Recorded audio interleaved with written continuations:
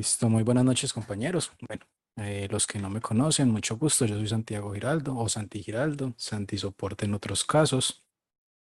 Bueno, la idea pues que tengo yo con estas clases es como transmitir cierto conocimiento que he adquirido durante todo este tiempo que me parece que es muy importante y que como propuesta de valor extra a nuestra comunidad BusBlogs, la idea es justamente que todos tengamos como la capacidad o como el mismo nivel de conocimiento, ¿cierto? Que podamos avanzar un poquito, que podamos como ayudarnos entre todos. Entonces, bueno, muchas veces nosotros entramos a las criptomonedas eh, como pensando solamente en el beneficio, pensando solamente en que esto nos puede generar dinero y pues nos olvidamos de detalles que son importantes a la hora de entender eh, que si hacemos algo a largo plazo tenemos que tener como ciertos parámetros de seguridad. Entonces, bueno, básicamente les quería dejar por aquí como el datico de que la criptografía es como el hecho fundamental que permite que nosotros podamos usar las criptomonedas y que pues le demos como también cierta, ¿cómo decirle? Como gratificación a esto. Es decir, eh, para, para tener en cuenta que, espérenme, yo silencio acá, que a veces cuando entran otra vez se les vuelve a activar el audio. Entonces, básicamente lo que nosotros eh, vamos a ver es que la criptografía es la que permite que exista Bitcoin hoy por hoy, que existan las demás criptomonedas. ¿Qué pasa? La criptografía básicamente es pues es ocultar la escritura o poner escritura secreta. Básicamente eso traduce, viene de las palabras griegas cryptus y graph, que básicamente es esto, es escribir en secreto. Y esto fue desarrollado altamente en la Segunda Guerra Mundial. Entonces, en la Segunda Guerra Mundial hay una máquina que se llama la máquina de Lorentz, que básicamente permitió la criptografía en ese momento. Voy a poner el chat por aquí a un ladito. No sé, ustedes ven en el chat, no sé. Ahí me escriben en el chat si de pronto se les aparece en pantalla. No, listo, genial. Entonces, pues se los digo es porque como estoy compartiendo pantalla, a mí me parece eso. Ok, ok, súper bien. Bueno, continuemos. Entonces, la idea de que entendamos que esto es una herramienta que surgió desde la guerra es que tengamos claro de que en este momento vivimos una época de tensión de guerra día a día. O sea, todos los días estamos ante una inminente guerra por poder. Entonces las guerras siempre han sido como esos vehículos que nos permiten crear herramientas para la sociedad. Las vacunas, pues como las bombas nucleares han sido como desarrollos de ciencia que han estado atados básicamente es al objetivo militar. ¿Por qué? Porque a la guerra siempre se le ha como entregado muchísimo más capital que a lo demás.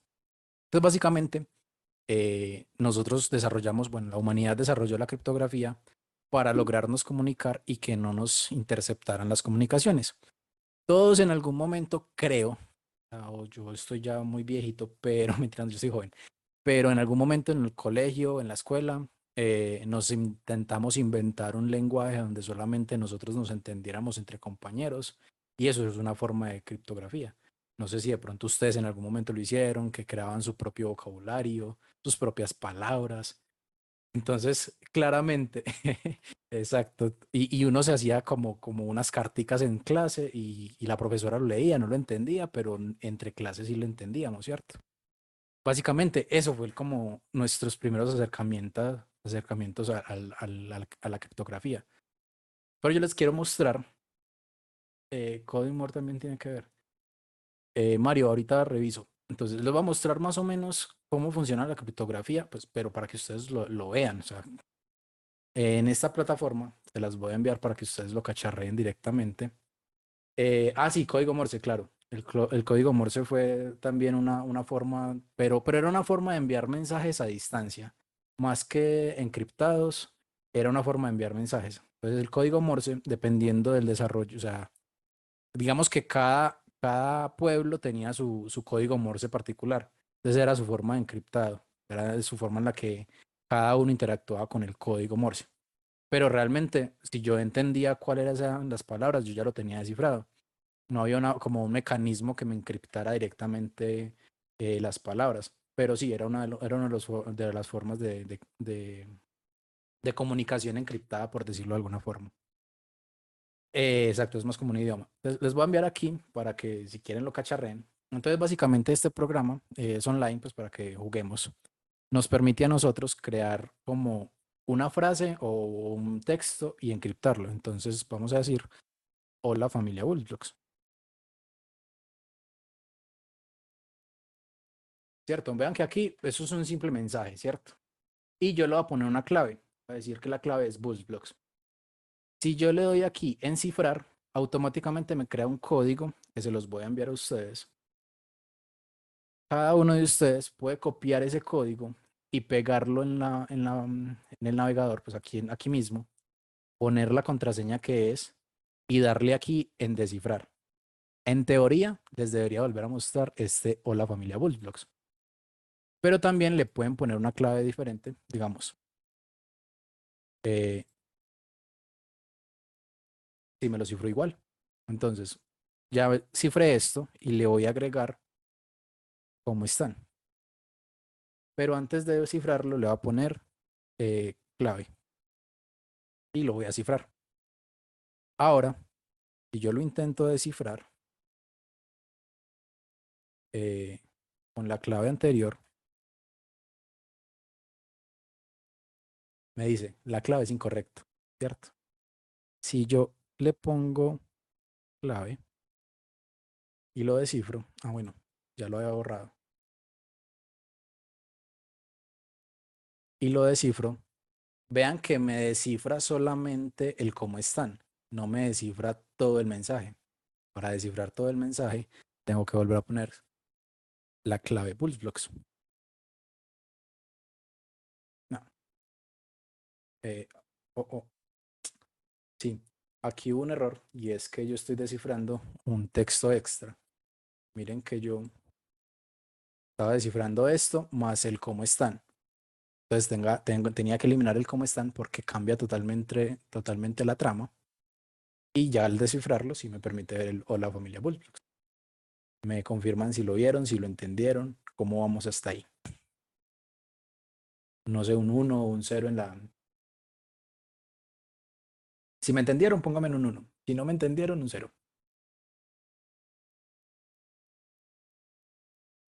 Listo. Aquí acabamos de ver un ejercicio práctico de cómo funciona la criptografía. Básicamente, así funciona la criptografía, que nos permite a nosotros crear mensajes y ponerlos en un lenguaje de máquina en donde sea muchísimo más difícil entenderlo. Y pues detrás de eso existen protocolos de encriptado. Entonces hay protocolos en particular. Hay dos formas de cifrar, una forma simétrica y una forma simétrica. La forma simétrica es en la que hay una llave de seguridad de lado y lado, así como esta contraseña que yo puse acá. Por ejemplo, yo les puedo enviar con una clave, ustedes me ponen la clave de ustedes, la cifran con otra clave y entonces ustedes ya quedan como, ¿cómo decirlo? Como con una llave de acceso, me devuelven el mensaje, yo le quito mi clave y se los devuelvo solamente con la clave de ustedes. Es un poquito más difícil de entender, pero es como el dato, ¿cierto? Es como para que lo tengamos en cuenta, que hay diferentes formas de encriptar y diferentes protocolos de encriptación. La idea mía, ya vamos por allá, ya vamos por el lado de las llaves públicas y las llaves privadas. Entonces, claro, la llave privada es la que yo conservo, ¿cierto? Y la llave pública es la que le envío a la persona que le envió el mensaje para que pueda como descifrar una parte del mensaje, que siga siendo privado, que ya yo le pongo mi clave privada, entonces con mi clave privada nadie la puede ver, se lo devuelvo, él le quita su clave su clave privada y me lo retorna. Es un poquito enredado cuando ya lo hablamos de enviar y recibir, pero era una forma de mensajería. Básicamente, cuando abrimos WhatsApp, vamos a ver que arriba o cuando abrimos el mensaje nos dice que las conversaciones pueden estar cifradas de lado y lado, pero que antes de estar cifradas necesitamos de alguna forma habernos encontrado con ese amigo y escanear mutuamente unos códigos QR. Esto es busca justamente hacer esto, que las conversaciones queden cifradas en el momento que se envían los datos. Porque básicamente, no sé si aquí les puedo mostrar, vamos a intentarlo. Nuestros navegadores tienen esto, envían información.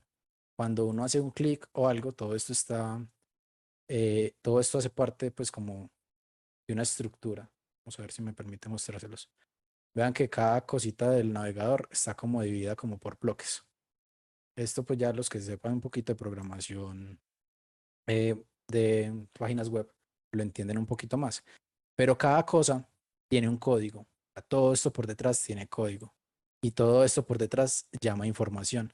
Vean que aquí me está diciendo que, o sea, me está mostrando como el historial y me mostró que hubieron errores.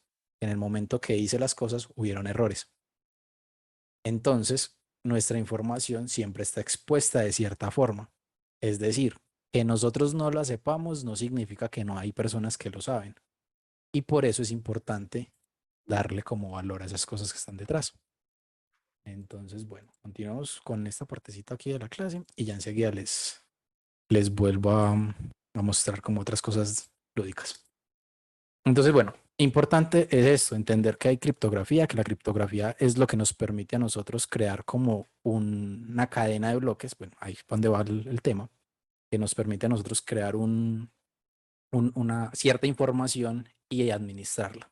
Entonces, básicamente, el señor Satoshi Nakamoto revolucionó un poco la historia de la criptografía y la cadena de bloques, porque ambas cosas ya existían, pero el uso que se les ofreció, no. O sea, ese uso fue lo que hizo el desarrollo de Satoshi Nakamoto o de la organización, de lo que sea que es Satoshi Nakamoto, generara como un impacto en la sociedad. Ese impacto en la sociedad era el deseo de tener un dinero de intercambio o una moneda de intercambio global que no dependiera de entes gubernamentales y fuera descentralizada. Aquí vengo de que solamente la idea de Satoshi Nakamoto de que su moneda fuera descentralizada. Y su moneda que estaba utilizando la tecnología blockchain y la tecnología de la criptografía. Entonces, imagínense que cogió dos cosas de la realidad próxima, era poder crear bases de datos que no estuvieran alojadas en un servidor. Básicamente ese es el concepto de una blockchain. Es una base de datos que no está alojada en un servidor. Servidor, llámese un equipo, un computador que tiene varios discos duros, que guarda la información por allá en algún rincón de China o en algún rincón de Europa o en algún rincón de Estados Unidos, en donde hay un montón de computadores ubicados pues como muy bien organizados, les llega la información y la almacenan en discos duros. Toda nuestra información de la nube está por allá en un servidor, en una oficina, bajo tierra, refrigerado de la forma adecuada, para que nuestra información esté a salvo. ¿Qué pasa?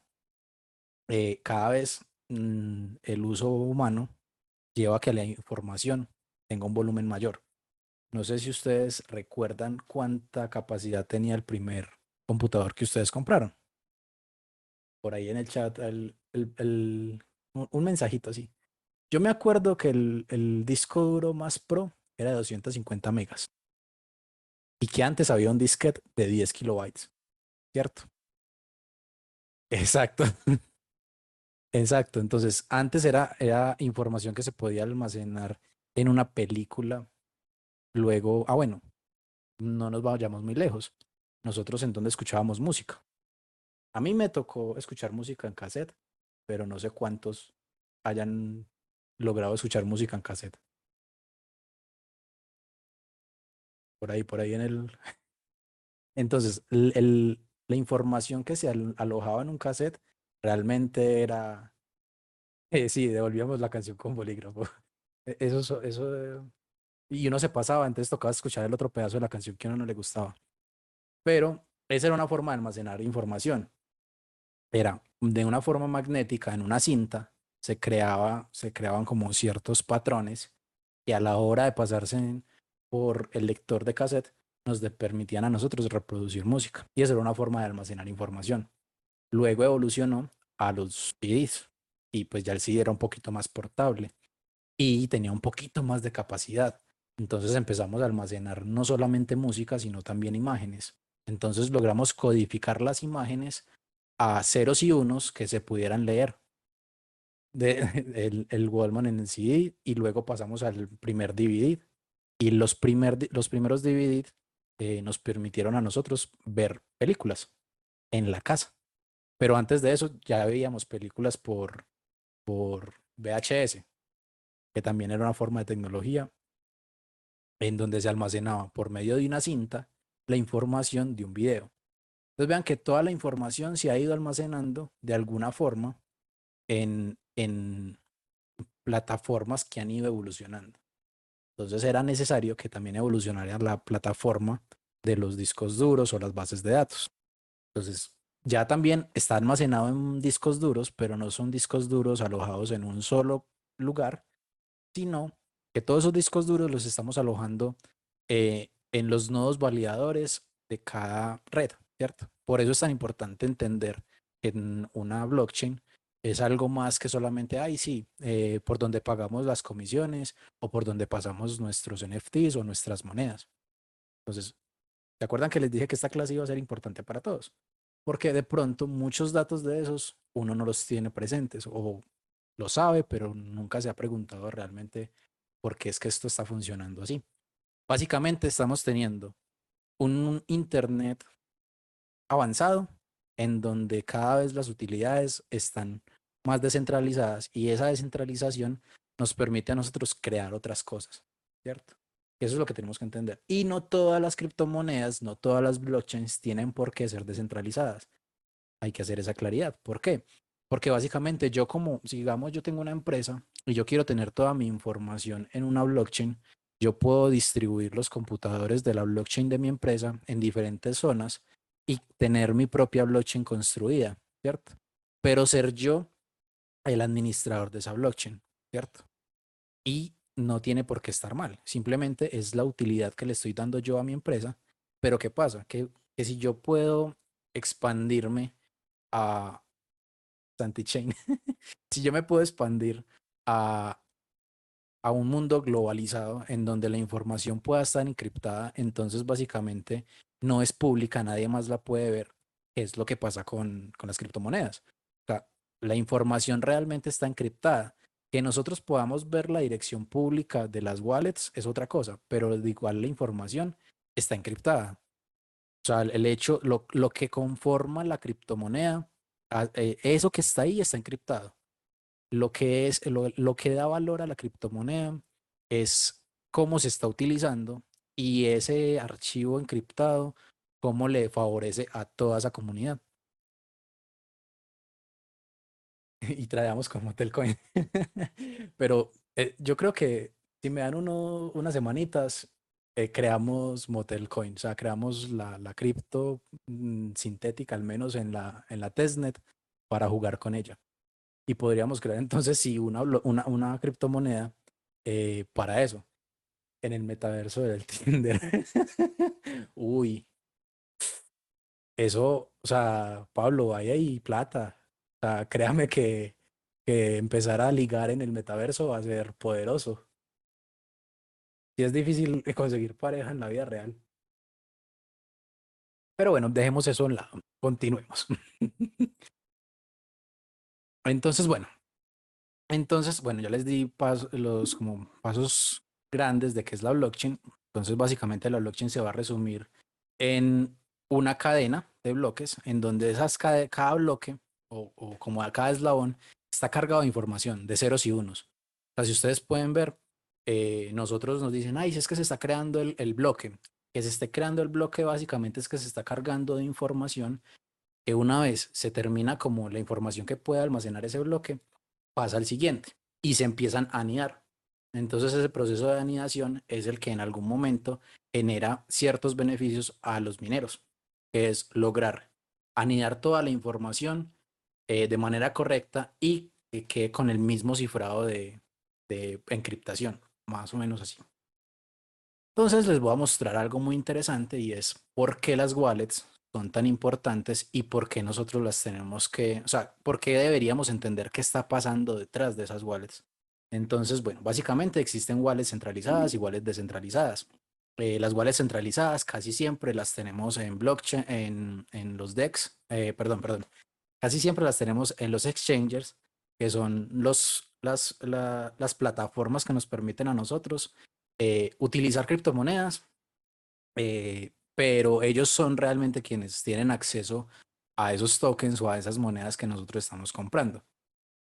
¿Qué pasa? Como son una empresas, están reguladas por entes gubernamentales, están reguladas por otras cosas y de alguna forma tienen que garantizar la información de de qué está pasando ahí, porque pues, claramente podemos vernos expuestos a lavado de dineros, a cosas ilícitas, y pues uno como empresa va a buscar siempre como, pues como protegerse de estas cosas, ¿cierto?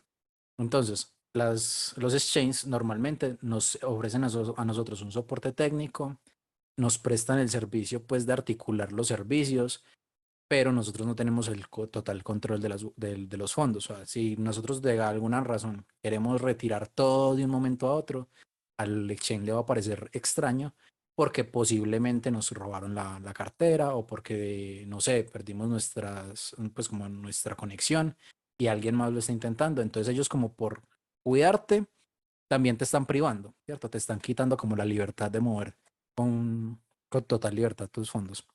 Además, eh, las limitaciones que están en las políticas internas del exchange. Básicamente, todo lo que tenga que ver con movimientos grandes de dinero, eh, otras cosas. Las políticas como de si de pronto pierdo también, digamos, si pierdo, por ejemplo, el acceso, ¿qué cosas tengo que entregarle al exchange para poder tener acceso nuevamente? Las verificaciones, por ejemplo, Miguel que está por ahí sabe lo difícil que ha sido para él validar ciertas cuentas por pues por su característica poblacional, porque según Miguel nos ha contado, los venezolanos tienen una característica en el exterior y es que tienen un pasaporte que nadie más entiende. Entonces, ese tipo de cosas limitan también el uso pues de no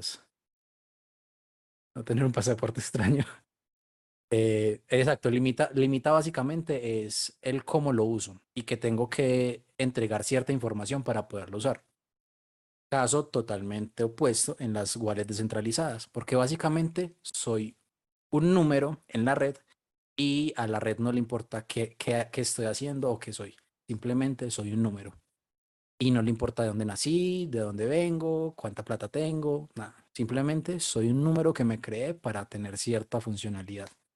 Entonces, claramente, como yo soy un número, también yo tengo, o sea, como tengo tanta libertad, también tengo un montón de responsabilidades. Y entre esas responsabilidades es acceder adecuadamente a los fondos y tener unos patrones de cuidado de lo que vamos a ver más adelante, que son las frases semillas, que esas frases nos van a permitir a nosotros tener acceso a las wallets, pero también entender cómo se crean esas frases semillas va a ser una cosa interesante. Entonces, ¿qué pasa? Nadie me puede ayudar a recuperar mi contraseña, porque pues se supone que nadie debería tener acceso a mis palabras, porque el que tenga acceso a mis palabras, pues tiene acceso a mis fondos. Tengo la custodia total de los activos y las limitaciones van a estar únicamente dadas por la blockchain. ¿Qué pasa? Hay que entender que estamos en un ecosistema en constante crecimiento y cada vez van a estar saliendo blockchains con utilidades diferentes. Entonces, por ejemplo, lo que pasó con la red de Luna, lo que ha pasado con la red de Solana, que han tenido como ciertas pausas en la funcionalidad de la blockchain, también está dado a cómo están implementando ellos un desarrollo en el tiempo. Es que Bitcoin nunca ha fallado y entonces por eso es mejor Bitcoin. Pues no y sí. O sea, pues no porque pues si no ha fallado muy bueno, pero ¿qué pasaría en el día que falle? Y sí, pues porque, bueno, habla de la buena concepción del proyecto que tuvo ya sea un señor Satoshi Nakamoto o la organización de pensarlo en el futuro que iba a funcionar sin interrupciones, ¿cierto? pero claramente cuando nos enfrentamos a nuevos proyectos, vamos a ver que van a tener ciertos retos. ¿Qué pasó con Luna? Básicamente tuvo un reto que no pudieron como solventar en el momento y pues básicamente todo lo que habían definido cumplió. O sea, funcionó tan bien que los llevó a pues como a una crisis ya irremediable. Entonces es eso, o sea, es entender que también vamos a estar expuestos a la vulnerabilidad de las blockchain.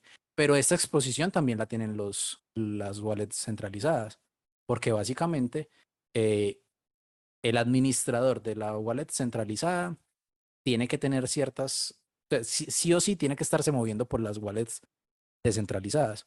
Entonces, una compañía que tiene una gente trabajando en lo que tú puedes hacer tú mismo, que básicamente eso es lo que algunos estamos aprendiendo, cómo hacerlo nosotros mismos para no depender de los exchanges. Porque pues si ustedes ven, Binance tiene todos los servicios y si uno quiere puede hacer todo en Binance, pero realmente tú no eres dueño de lo que está en Binance. Hasta ahí vamos con alguna duda, no sé, por ahí en el chat. ¿Se está entendiendo? Voy muy rápido, ya me perdieron.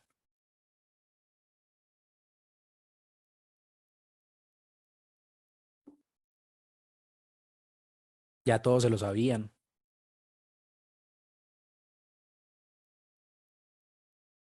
Listo, listo. Bueno, exacto, por eso hay que pasarlo a las billeteras. Y ahora les voy a mostrar información que creo que normalmente no se comparte.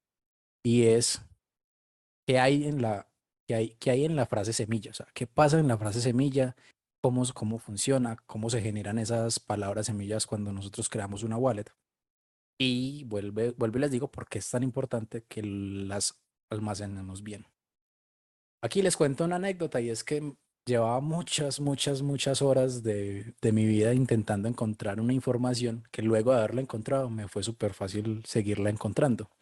Y es pues, cuál es la base de datos de las palabras que crean mi frase semilla.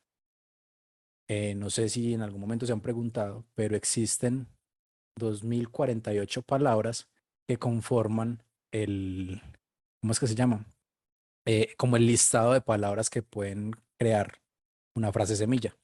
Dependiendo del protocolo de cada wallet, se utilizan unas palabras u otras.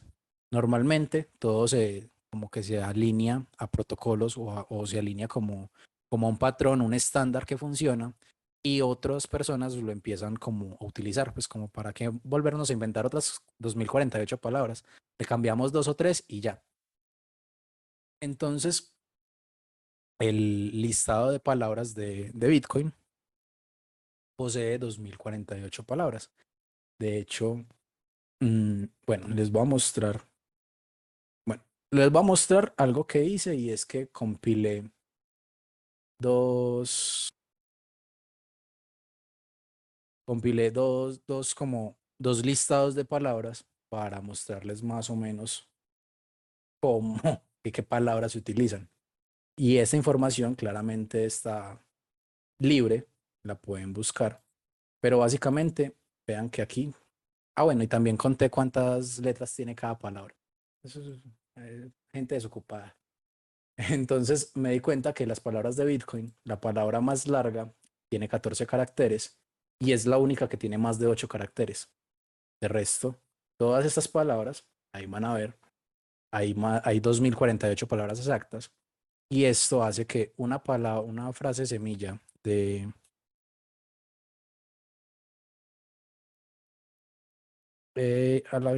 24 palabras, espérenme que aquí no me lo utiliza así.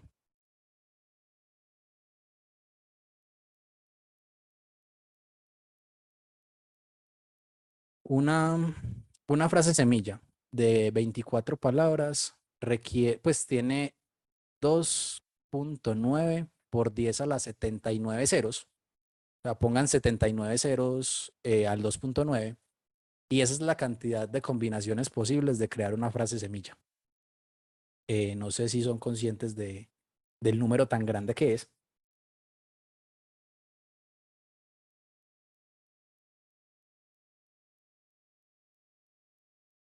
No, Por lo mismo, porque la probabilidad, o sea, la probabilidad de que dos wallets, o sea, de que dos frases semillas sean iguales es una entre 2.9 por 10 a la 79. O sea, este es el número de posibles wallets que se pueden generar.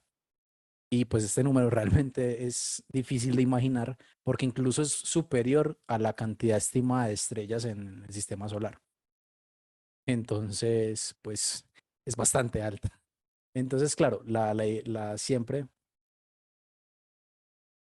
ISA, porque, o sea, básicamente yo estoy definiendo qué tan seguro quiero que sea mi wallet. Entonces, incluso hay unas wallets que me permiten poner solamente 18 palabras. La idea, el caso de seguridad viene siendo este, o sea, que si yo pongo 2048 elevado al 12, es un número menor, espérame que no puse el igual.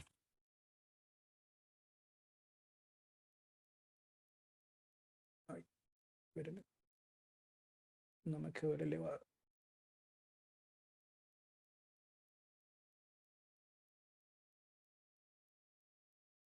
Pero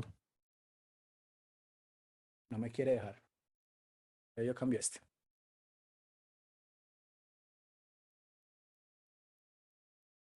Sigue siendo un número muy grande, pero no tanto, ¿cierto? O sea, duplico la seguridad de mi wallet, por decirlo así. O sea, es menos probable que alguien me la logre como hackear o decodificar, porque básicamente es eso.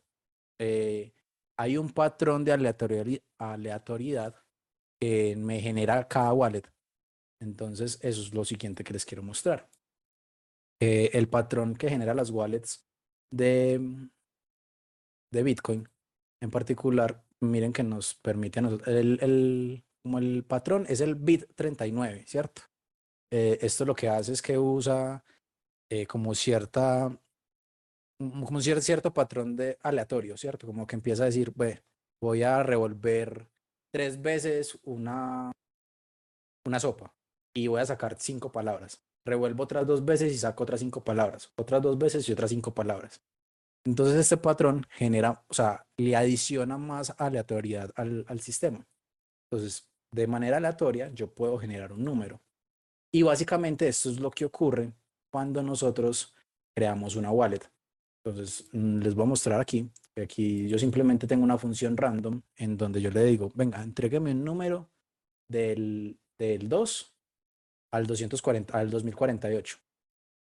Y yo me voy a parar en esa letra. Entonces, por ejemplo, voy a buscar esa casilla. Entonces, tendría que buscar la casilla 598 y ver qué palabra es esa. Y esa es mi primera palabra.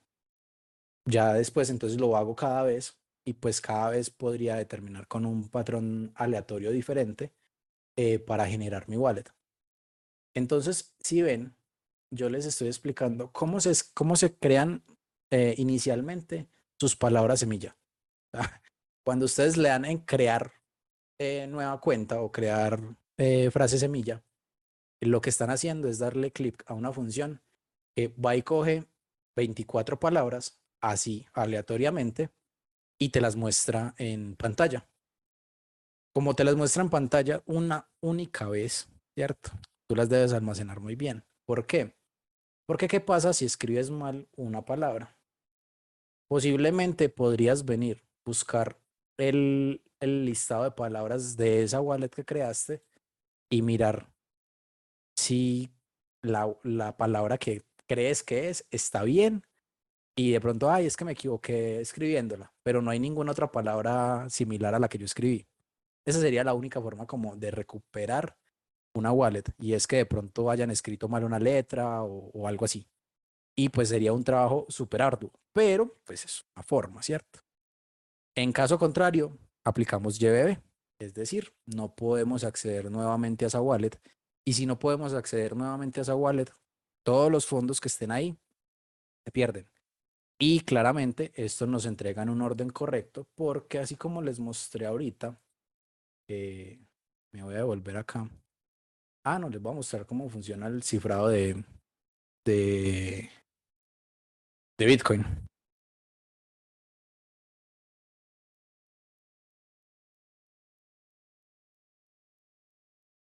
Básicamente, cada vez que nosotros creamos, o sea, hacemos o sea, se genera un hash, eh, pasa esto. O sea, si yo escribo hola pulseblocks, el hash resultante de hola pulseblocks es esto, ¿cierto? Si yo le cambio un espacio, cambia totalmente el patrón. ¿Sí ven? Solamente le estoy quitando un espacio. Si yo le pongo una mayúscula, si yo le pongo un punto, cualquier medio alteración que yo haga genera un cambio en el hash, ¿cierto? Por eso decimos que la red de Bitcoin es inmutable e inalterable, porque una vez creado el hash, no se pueden, o sea, no se puede como... Bueno, el hash es cuando nosotros hacemos una transacción, el hash es lo que nos entrega pues, como la blockchain, ¿cierto? Nos dice, vea, en el momento que tú creaste esa transacción, se agregó a la blockchain y este es el dato incorrompible que dice que toda la información que venía en ese bloque se le añadió tu información. O sea, le estamos agregando una nueva capa de información. Y ese es el hash del momento en el que tú hiciste la transacción.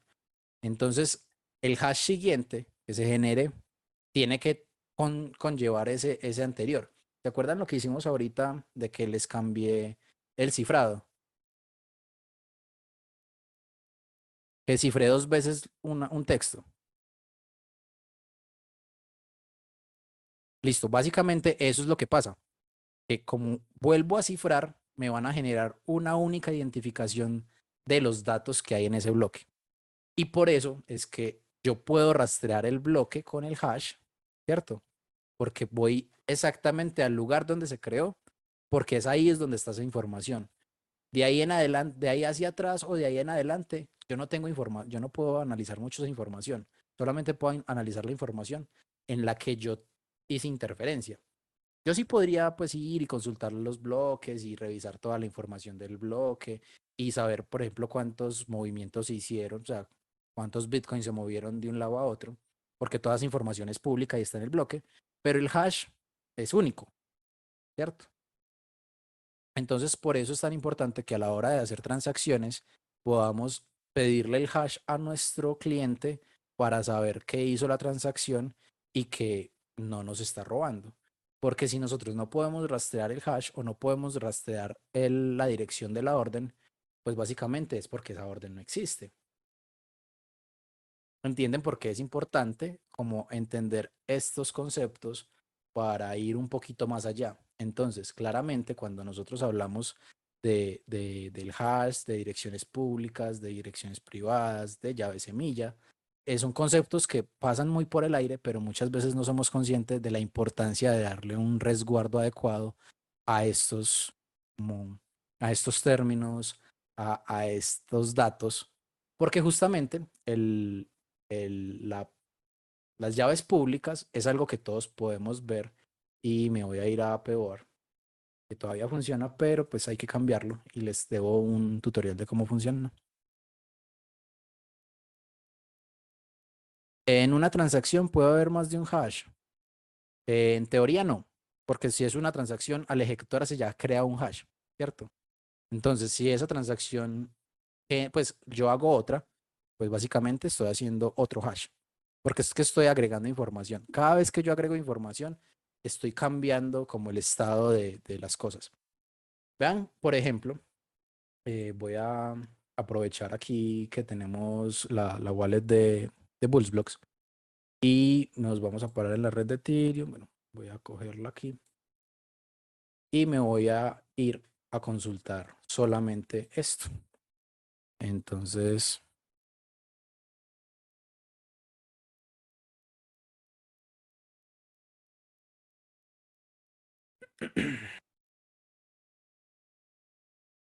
yo vengo acá y consulto, miren que yo estoy consultando una dirección pública. Si cada uno entra a sus wallets, puede identificar, yo tengo aquí una wallet que puedo vulnerar porque es solamente de prueba. Entonces, bueno, las voy a vulnerar porque aquí nunca van a entrar fondos.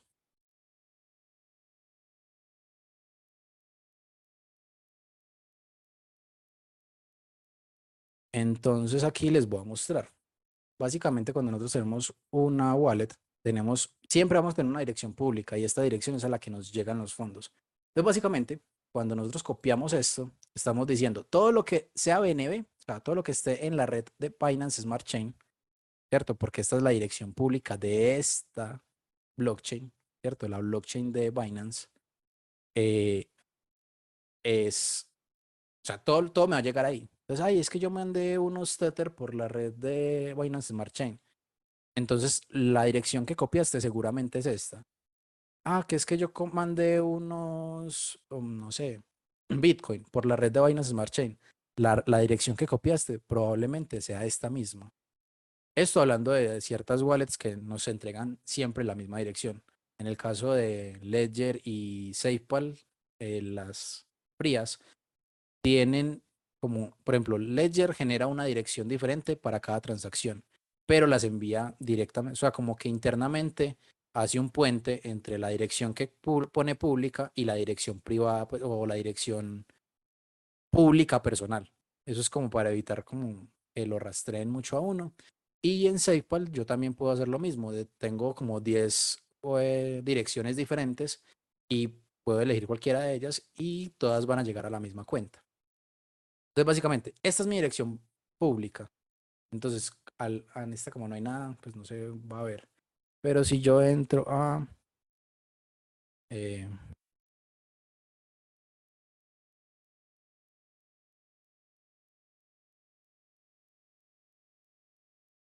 al scan de Binance y la pego,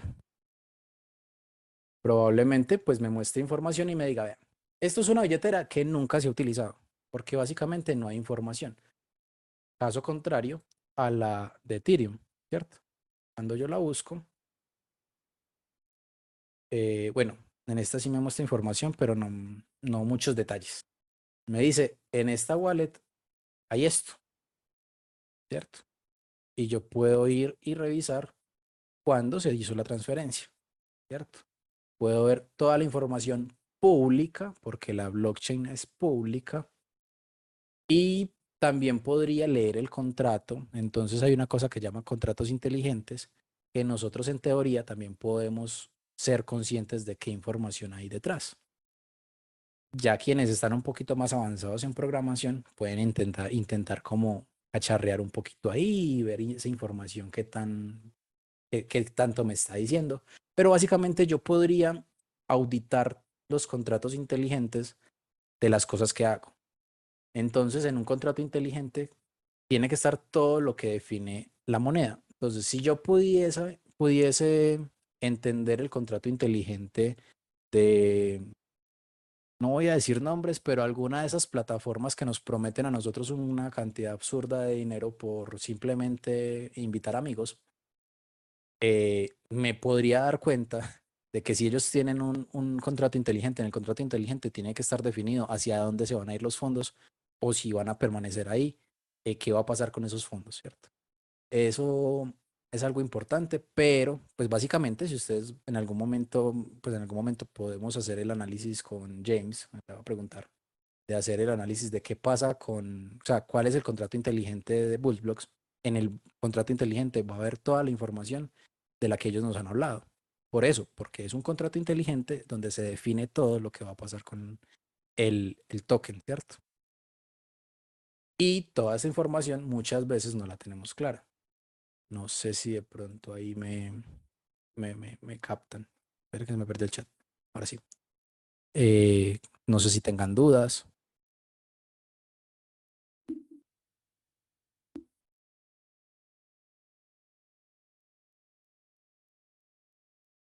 No sé si les haya parecido interesante la información que les he entregado hasta ahorita. No les quiero quitar pues como muchas horas de su vida, pues ya igual le van a ser las 9, pero pues sí me gustaría como entregarles, pues resolverles dudas. Esta pregunta de Dani es súper poderosa. Bueno, básicamente lo que Dani les acabo de decir es, yo puedo tener una wallet free. Ah, bueno, ¿qué pasa? Que se me olvidaba ese dato. Cuando yo, esto es una SafePal y ¿dónde está la Ledger? Aquí está. Y esto es una Ledger, ¿cierto? Son dos wallets frías diferentes. Esta wallet, esta wallet me permite a mí vincularme a una plataforma a través de un cable, ¿cierto?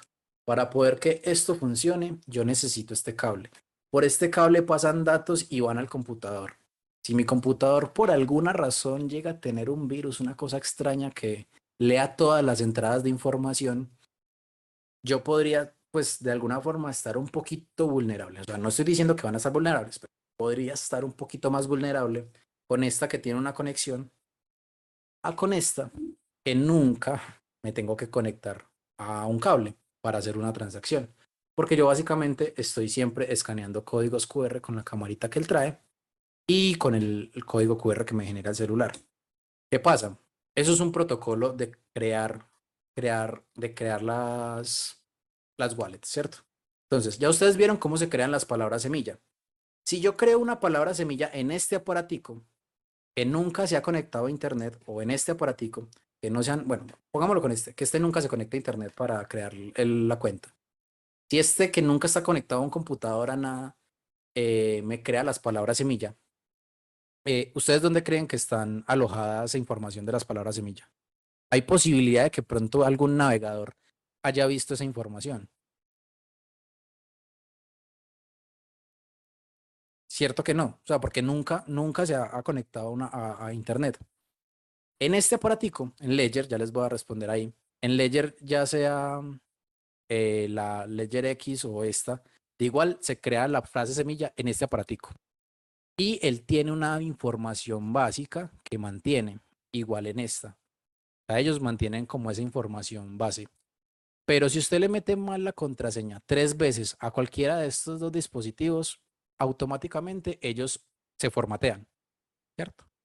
Esto es una capa de seguridad y es para evitar que alguien intente descifrar cuál es tu contraseña para ingresar y robarte los fondos. Entonces, claramente, bueno, si digamos logran tener mis frases semillas de cualquiera de las dos, YBB, ya no hay nada que hacer, ¿cierto? Pero si yo logro crear eh, un protocolo de cuidado de mis palabras, es decir, una cosa interesante era tener mis palabras semilla en papel. Ahora una cosa interesante es, eh, Mario, bueno, ya te voy a responder, Mario. Entonces, si yo las puedo guardar en metal, que es una de las cosas que voy a hacer próximamente, espero hacerlo rápido, que es mandar a fabricar aquí ese mismo sistema que tiene SafePal de almacenar las palabras semilla dentro de una plaquita de metal. Ahí pues ya mis palabras están pues como seguras contra incendios, contra terremotos, ¿cierto? Y básicamente, pues yo estoy almacenando muy bien mis frases semilla. ¿Qué pasa? Cada vez que yo cree una frase semilla, tengo que estar almacenando esa frase semilla en algún lugar. Yo podría utilizar mi frase semilla en diferentes wallets, ¿cierto? Tengan en cuenta esto. Yo puedo utilizar mi frase semilla en diferentes wallets, pero si mi frase semilla la creé en una wallet fría, tengo que mantener esa frase semilla en wallets frías. No me puedo ir a ponerla en Trust Wallet porque automáticamente deja de ser una wallet segura porque las frases semillas ya tuvieron alguna interacción con el Internet, ¿cierto? Entonces, primera cosa es, si yo creo una wallet fría y quiero conservarla fría, solamente la puedo abrir directamente en wallets frías. Incluso yo podría abrir mi wallet o sea, con mis palabras semilla de SafePal, abrir una wallet de Ledger. Pero pues no es el objetivo, pues porque si tengo dos dispositivos diferentes, la idea es que diversifiquen donde tengo mis fondos para maximizar la seguridad y gestionar el riesgo. Pero digamos que lo puedo hacer. Digamos que se me dañó mi SafePal y me embalé. Entonces necesito hacer una transacción de urgencia. Entonces abro mis frases semillas en la Ledger. O igual, al contrario. Si se me perdieron, si se me perdió la Ledger y necesito hacer una transacción, pues básicamente utilizo la SafePal con las frases de semilla de la Ledger y puedo acceder a mis fondos, los muevo, hago lo que necesite hacer y ya, ¿cierto? ¿Qué pasa? Recuerden que sus fondos nunca están en estos aparaticos, sus fondos están en la blockchain. Allá están sus fondos, pero estos aparaticos son los que le permiten a ustedes acceder a esa blockchain. Si ustedes ven, si ustedes van y buscan su Trust Wallet o su MetaMask o su Phantom o su SafePal, cualquiera de esas, les permite visualizar la información de sus tokens, de sus NFTs, de, de su lo que tengan, ¿cierto? El hecho de moverlas les va a pedir a ustedes la validación. Entonces, en una wallet caliente, les pide la huella, les pide una clave, les pide, no sé, un método de verificación. Una wallet fría, sí o sí te va a pedir una interacción con el mundo real, ¿cierto? ¿Por qué es tan importante esto? Porque si por alguna razón alguien intentó mover tus fondos y no tenía acceso a esto, ya, no lo pudo, ¿cierto? No va a poder. Pero si logra acceder a tus fondos, o bueno, si logra acceder a ese patrón de seguridad, pues básicamente te pudieron hackear y te quedaste sin cuenta. Entonces es muy importante que tengan en cuenta que esto es como un, una llavecita extra, como cuando en las películas tienen dos llaves, que sin una llave no, no pueden entrar, o sea que tienen que activar dos llaves al mismo tiempo. El token de Bancolombia. Exacto. Voy a devolverme porque vi que me hicieron preguntas, pero no sé si las respondí en lo que dije. Listo. Al formatearse se pierde entonces todo. No, se pierde es la información que estaba aquí, que es como la primera vez que creaste la wallet, la contraseña, que eso es algo que se almacena aquí. Y pues simplemente se borra eso y ya tú vuelves a acceder con tus frases semilla. Por eso lo importante son las frases semilla. Por eso lo importante es de que almacenen muy bien las frases semilla. Vuelve y juega. Si pierden las frases semilla, pierden el acceso a la blockchain, porque eso es lo que les da realmente el acceso a la blockchain. Eh, Santi, una duda, al tener validador de Google Authenticator para poder hacer retiros de KuCoin, por ejemplo, eso hace que mi cuenta sea rastreable, ya que la aplicación la tengo en mi cel. Eh, Esteban, más que rastreable, el hecho es que ya KuCoin en algún momento te va a pedir información cuando ellos necesiten validar su información en Colombia. O sea, cuando ellos entren a Colombia como un exchange formalizado, ¿cierto? Que puedan operar en Colombia sin ningún problema, normalmente te van a pedir KYC. Hasta el momento, digamos que no es como una localización, ¿cierto? Pero sí, ciertamente le estás enviando una data a Google. Le estás diciendo como que, Google, necesito que me crees un paso de verificación. Esto realmente es muy seguro porque lo que estoy haciendo es crear como, o sea, básicamente ese patrón de verificación no se crea con las wallets, se crea es con un código pues para validar. Básicamente es como si yo pudiera crear una clave dinámica externa, ¿cierto? Eso es el autentificador de Google, que me permite a mí crear una clave dinámica externa al programa en el que estoy para garantizar la seguridad de ese programa. Pero claramente, si pierdes o sea, si pierdes como esa frase que te entrega Google para mostrarte que es la única frase que existe, pues también vas a perder el acceso a esa verificación. Por lo mismo, porque está creado muy similar a lo que les he mostrado ahorita, de que se crea un archivo cifrado y solamente ese archivo es el que permite acceder a esa información. Luis, ¿cuánto es la capacidad máxima del almacenamiento de las wallets frías? Bueno, realmente eso está definido por cada fabricante. Ledger en particular pone mucho problema con eso. SafePal no. SafePal simplemente dice, tengo cierta cantidad de blockchains disponibles en mi portafolio y en esas blockchains acepto prácticamente todos los tokens que están en esas blockchains y es simplemente los puedo enlistar porque es simplemente lo que me permite es visualización y la visualización va a estar en la web, ¿cierto? En esta. Pero en Ledger sí hay cierta capacidad directamente en el dispositivo para operar, ¿cierto? Porque, digamos, el protocolo de programación de este aparato es diferente al protocolo de programación de este aparato. Aunque ciertamente hacen casi lo mismo, eh, son fabricantes diferentes y son como usos diferentes. Si se dieron cuenta, Ledger pues ya no está fabricando la Nano S, sino la Nano S Plus, que es la que tiene como hasta la posibilidad de almacenar como 100 tokens. Y la X te permite almacenar como 150, 200, no me acuerdo bien, pero realmente le subieron el número por lo mismo, porque pues no era sostenible. Y la Ledger que se conecta por Bluetooth, pues también hay que tener en cuenta que yo un Bluetooth lo podría hackear. O sea, yo podría hackear el patrón de información que se manda en una trama Bluetooth. O sea, cuando yo mando un mensaje, yo simplemente estoy mandando, o sea, por ejemplo, cuando ustedes me envían a mí un mensaje, a mí no, pues por la red no se envía, por ejemplo, el mensaje de Esteban Maya completo. Eso se decodifica en una serie de caracteres que pasan por la red como ceros y unos, ta, ta, ta, ta, ta, y llegan y en mi computador se vuelven a codificar en letras, ¿cierto?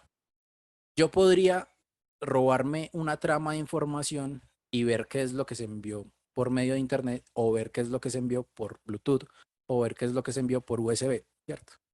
Eso es como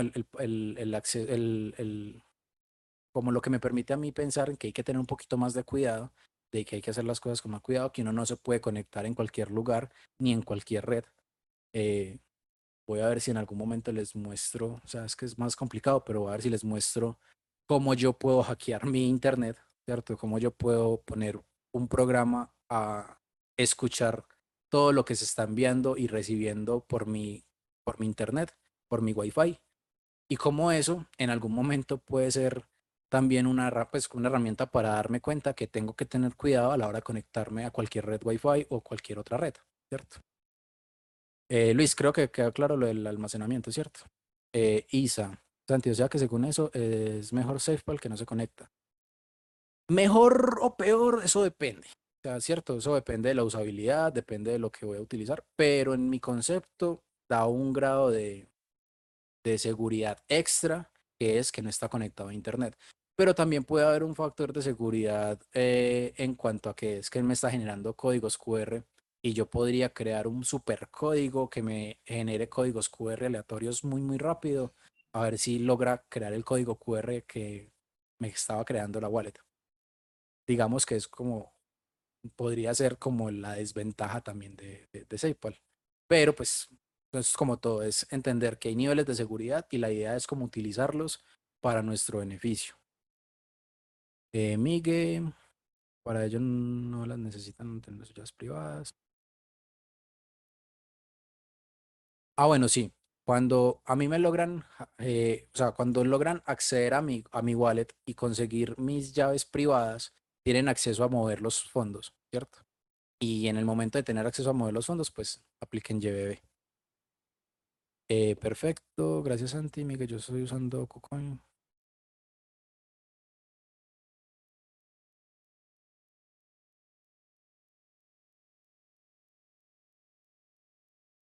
Ok, ok.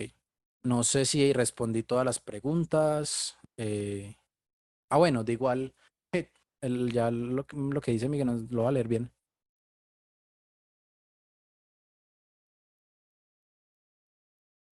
Sí, ¿qué es eso? O sea, nosotros realmente nunca podemos, pues, en algún momento le hice este comentario a alguien desde mi perspectiva, ¿cierto?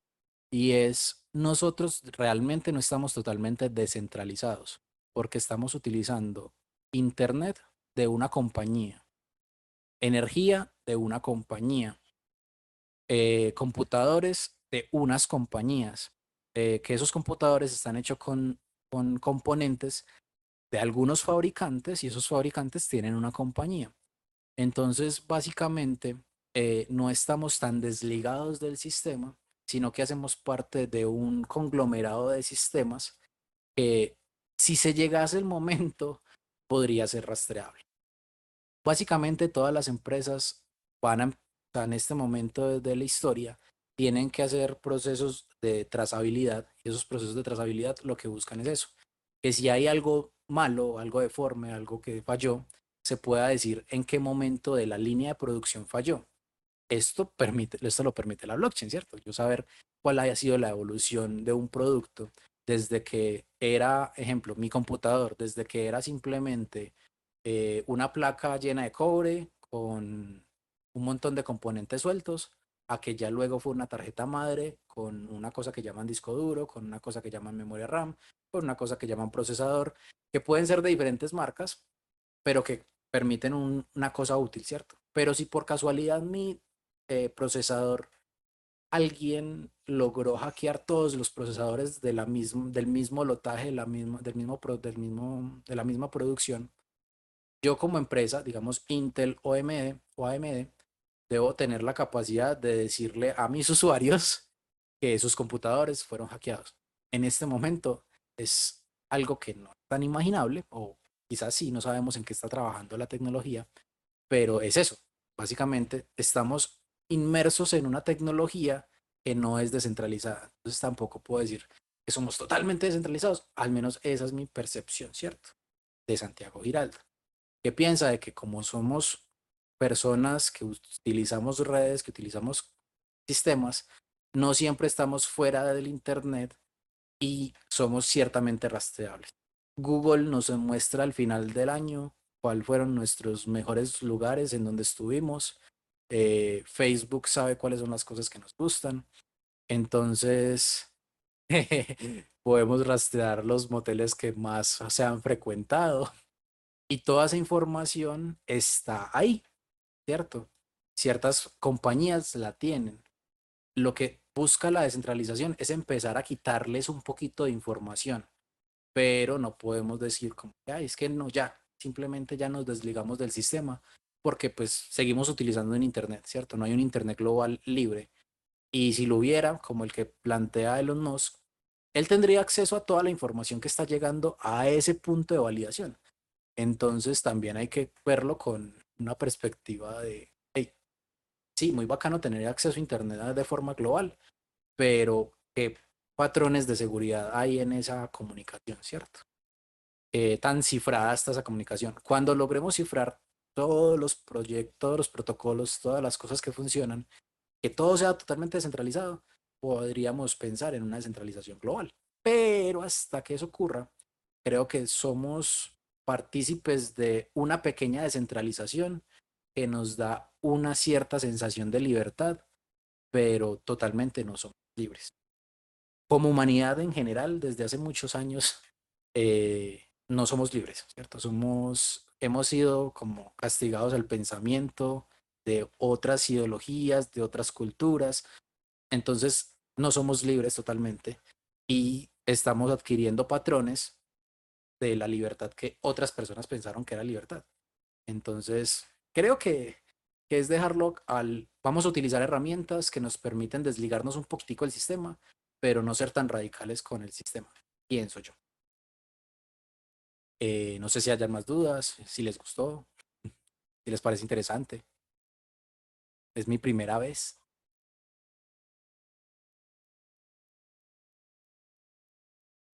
Isa, cuéntame.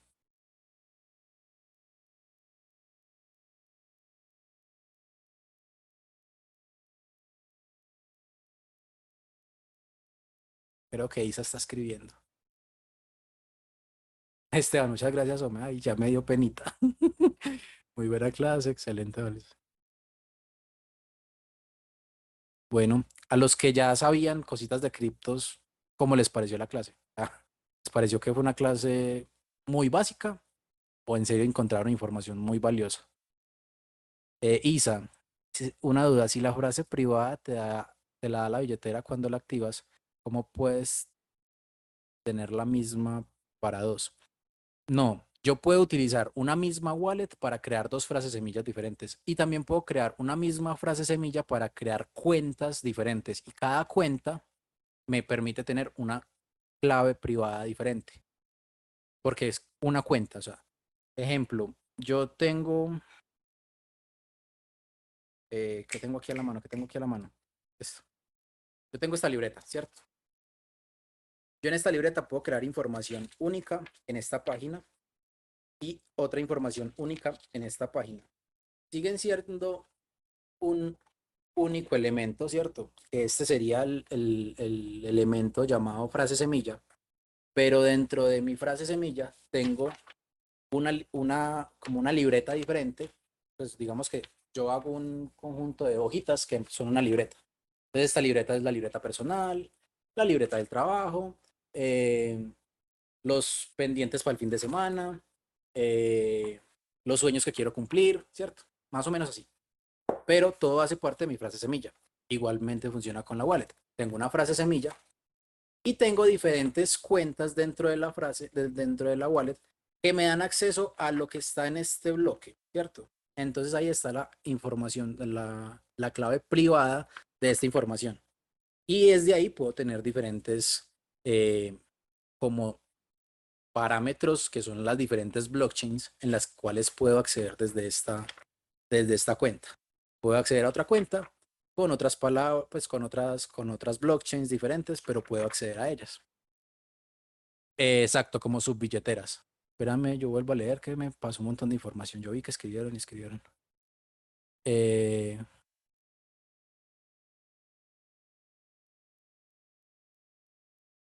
Santi, los bloques y los hash son infinitos. Freddy, mira, cada vez que se crea un bloque, o sea, una cantidad de bloques, por ejemplo, en la red de Bitcoin, después de cada, no sé, cuando yo creo un nodo en Bitcoin, yo no tengo que descargar el totalidad de la información. Yo la puedo descargar toda como para tener un backup, pues como una copia de seguridad, pero no la tengo que descargar toda. Tengo que descargar, por ejemplo, las últimas 300 gigas de información para compensar y tener la información que debo validar para cada una de las transacciones que se vaya generando. Pero realmente, en la medida que se van creando bloques, por ejemplo en Bitcoin, en la medida que se van creando bloques de información, pues van evolucionando. Infinitos, creo que va a estar dado por la capacidad de almacenamiento, entonces va a llegar un momento donde los nodos validen cierta información, o sea, dejen cierta información como en servidores, pues algo que me imagino, no estoy seguro, en servidores públicos y el resto de información se siga validando en discos nuevos o que pues cada vez la información vaya siendo tan grande que implique una capacidad de almacenamiento más grande, que es lo que comercialmente están haciendo las industrias, que cada vez queremos tener más información en dispositivos más pequeños y es ahí en donde entra la computación cuántica realmente y es poder almacenar más información en menos espacio porque puedo categorizar la información en unos y ceros cuánticos que me permitan a mí tener mucha más información en un espacio muchísimo más pequeño. Y eso nos permite a nosotros tener mayor capacidad de cómputo y mayor capacidad de almacenamiento. Más que el cómputo es el almacenamiento lo que aporta la computación cuántica. Sí aumenta un poquito la velocidad, pero pues no a niveles extra, extraorbitales. Si ya supiera, es bueno repasar información mucho más profunda de los conceptos, aspectos técnicos, funcionales, muy aterrizados. Me pareció muy importante la implicación sobre el génesis de las frases semilla, información valiosa. Bueno, hay que repetirla de nuevo. Bueno, muchachos, me alegra que les haya parecido interesante. Realmente quería pues como mostrarles esto porque es información que cuando yo empecé a estudiar me daba vueltas en la cabeza y yo decía, pues que yo no me quiero quedar tranquilo con información básica. Eh, Dani pregunta, entonces no es necesario en ese caso comprar 2 o 3 wallets frías si quiero repartir el capital, puedo hacerlo con la misma fría creando varias wallets. Sí, diferentes frases semillas, no diferentes wallets, sino diferentes frases semillas. Pero recuerden que para acceder tienen que volverla a ingresar en este dispositivo. Es decir, creé mi primer cuenta y, y volví a restaurar la wallet y creo una cuenta nueva. Vuelvo a restaurar la wallet y creo una cuenta nueva, una wallet, una frase semilla nueva. Cada frase semilla me permite a mí acceder a una wallet diferente, pero desde el mismo dispositivo, porque es que básicamente el dispositivo me permite a mí es darle usabilidad a las cosas, no es el dispositivo en donde está almacenado. Yo simplemente tengo que tener muy, muy bien almacenadas mis frases semillas. Entendido, súper. Qué bacano. Ay, yo podría guardar estos chats. Qué bonito.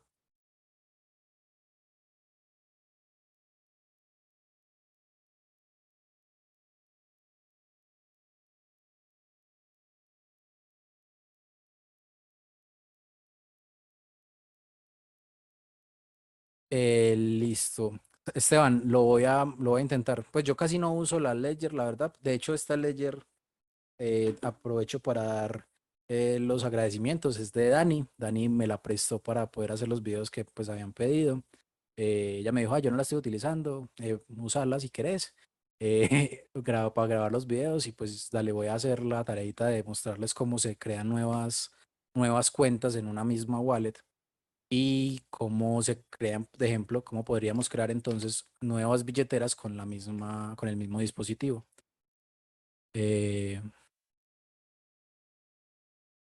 en Ledger, eh, yo tengo que hacerlo bien para poderles dar la información. Luis, por ejemplo, pues me tocaría volverlo a intentar para saber qué información les pide y cómo almacenarla de manera adecuada.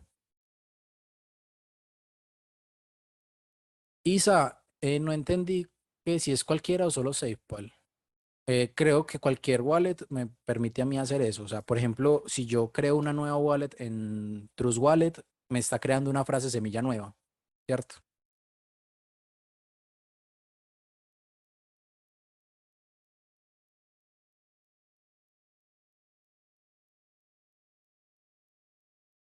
Ah, listo.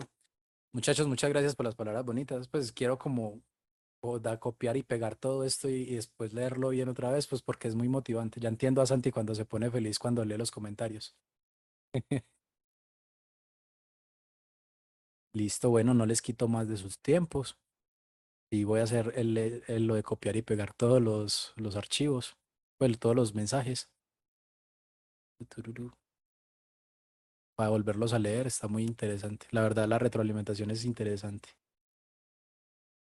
Eh, y son muchos mensajes.